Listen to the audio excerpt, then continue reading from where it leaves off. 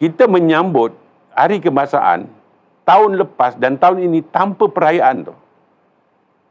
It's okay. Tetapi, ingat, setiap hari 200 hingga 300 orang meninggal kerana COVID. Jadi, jangan ada lagi pihak-pihak tertentu yang cuba mengadu domba, yang membuat perkara-perkara yang saya tak faham kenapa mereka nak buat, agenda apa yang mereka nak lakukan, tetapi dia telah menjejaskan usaha kerajaan untuk memerangi kata orang COVID ini.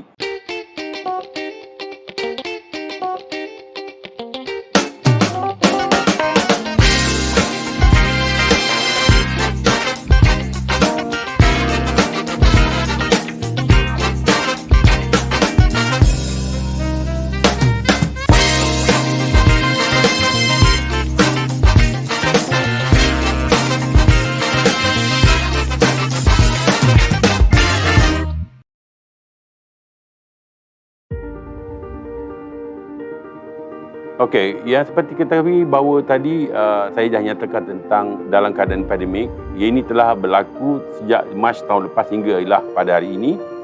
Maka ada 3 perkara yang perlu kita lihat dari segi aspek nak menterjemahkan yang apa dikatakan sebagai Malaysia Prihatin. Pertama sekali, rakyatnya perlu prihatin. Prihatin di sini maksudnya perlu ada rasa kebajikan, rasa hormat menghormati, perpaduan itu dikuatkan dan perlu patuhi peraturan. Itu perhatian yang pertama. Iaitu kepada mereka yang terkesan, kita mungkin boleh membantu dalam berbagai bentuk sukarelawan. Saya lihat di tempat Pemantaraya dan juga kawasan lain pun ramai lagi masyarakat yang masih prihatin.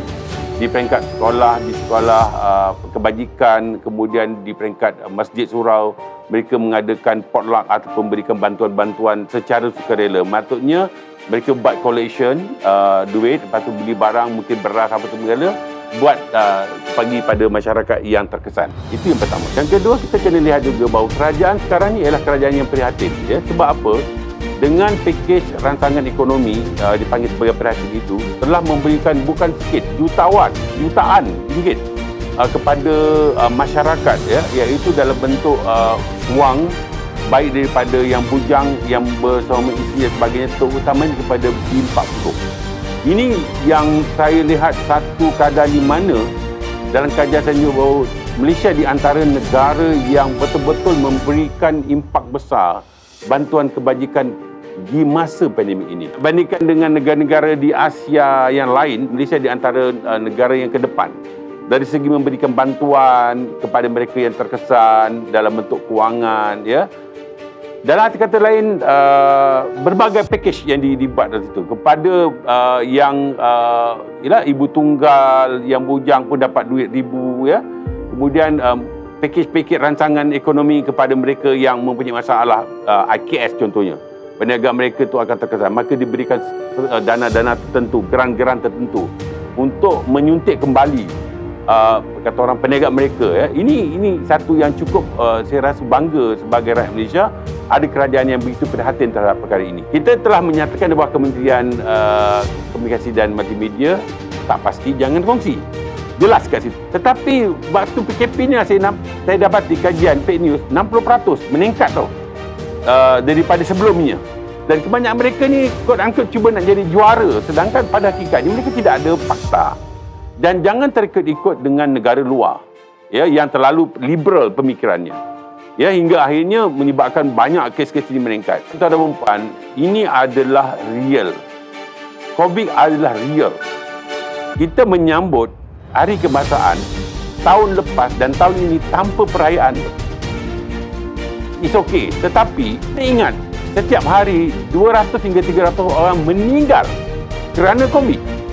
Jadi jangan ada lagi pihak-pihak tertentu yang cuba mengadu domba, yang membuat perkara-perkara yang saya tak faham kenapa mereka nak buat, agenda apa yang mereka nak lakukan, tetapi dia telah menjejaskan usaha kerajaan untuk memerangi kata orang COVID ini. Dan saya cukup salute dan juga cukup diberikan penghargaan tertinggi pada frontliner. Saya menjadikan amalan mengibar bendera pada 1 Ogos hingga habis 16 September. Sebab itu adalah tarikh dia.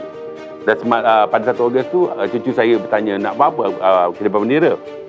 Dan semasa pasang bendera tu bersama dengan cucu-cucu saya cakap bahawa ini adalah lambang kepada kebanggaan kita, negara kita Malaysia. Ini adalah lambang kedaulatan negara kita dah merdeka. Zaman dahulu, nenek moyang yang berjuang bertungkus lumus untuk memerdekakan negara telah menjadi satu lipatan sejarah. Dan sekarang ni zaman kita hanya perlu gambar bendera saja untuk menunjukkan, kata orang, menterjemahkan rasa sayang, cinta patriotik itu dan jati diri kita itu melalui memasangkan bendera. Tetapi itu ada simbolik luaran dipanggil, ya, patriotik luaran. Tetapi patriotik dalaman yang sebenarnya ialah apabila kita menghayati rukun negara. Apabila kita menghayati rukun negara daripada prinsip 1 sampai prinsip ke akhir tu, ya, keluaran perlembagaan dan sebagainya dan kesusilaan tu adalah menunjukkan bahawa kita adalah jiwa merdeka tau. Kalau semua orang menghormati, menghayati dan mengamalkan segala prinsip rukun negara, saya rasa negara kita akan terus insya-Allah bersatu padu, hidup dengan aman sejahtera. Ini kata kuncinya itu. Sebabnya dalam merdeka ini, dia bukan hanya sekadar 31 Ogos. Kita nak supaya jiwa kita merdeka bila-bila. Sebabnya di sini saya ada dua perkara saya lihat. Satu ialah dari produktiviti. Setiap orang perlu produktif dalam apa saja mereka lakukan. Mungkin dia perlu getah, produktif mereka getah. Kalau dia petani, dia buat petani. Kalau dia seorang pelajar, produktif dari segi pelajaran. Dan kalau dia kerja mana pun, dia produktif untuk menghasilkan sesuatu yang berkualiti. Itu dipanggil production ataupun productivity. Yang kedua ialah cuba tunjukkan kecemerlangan dan juga ketaatan. Ini perkara yang agak susah, tetapi ini sepatutnya untuk menjadi sebuah negara yang berdaulat. Kecemerlangan hanya dapat bila ada istiqamah, ada kata orang semangat dan juga kegigihan untuk melakukan sesuatu. Kalau dia buat, dia akan jadi pelajar cemerlang. Kalau dia rajin, dia baca buku, dia mentelaah, insya-Allah dia akan berjaya. Dia bukan makan ubat saja, tapi dia tak belajar tak guna, kan? Tetapi yang paling penting ialah dia buat ikut prosedur yang betul untuk jadi kecemerlangan. Yang ketiga tadi saya sebut tu ketaatan. Ketaatan ni agak susah sikit. Kadang-kadang orang hanya kata orang menunjuk ketaatan dari segi luaran je. Begitu juga kalau kita ni sebagai warga negara yang betul-betul kata orang mempunyai semangat jiwa merdeka, di zaman PKP ini kita tidak boleh bergerak, tapi kita boleh bergerak dengan menyampaikan mesej dalam kemerdekaan. Setidak-tidaknya berikan mesej-mesej tentang kemerdekaan. Sebagai contoh, ingatlah pejuang-pejuang negara yang telah berkorban untuk merdeka, dan kita perlu menghayati kemerdekaan dan mengisi kemerdekaan ini dengan cara yang terbaik. Kita hantar mesej-mesej itu. Bukan hantar mesej-mesej yang mempunyai anasir adu domba, fitnah, yang boleh meracuni pemikiran rakyat. Ini yang paling penting. Dan kalau saya ingin nyatakan kat sini bahawa untuk melakukan ini, ketaatan ini perlu taat setia kepada raja dan negara. Ya.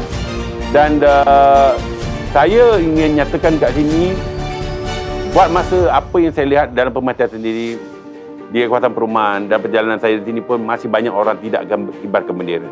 Saya pun tak tahu kenapa. Susah sangat ke nak mengibar bendera? Takkan nak mengharap bendera percuma sedangkan bendera itu setakat RM10. Kalau sekadar satu rumah tak apa, rumah saya letak 10. Tapi kalau yang lain, satu rumah satu orang cukuplah, tak sekurang-kurangnya menunjukkan tentang jiwa merdeka itu ada di situ. Jabatan Penerangan telah membuat berbagai pendekatan. Ya, saya nampak begitu. Contohnya ada kuis, ada kenegaraan dan sebagainya, ada ceramah pidato kenegaraan, ya.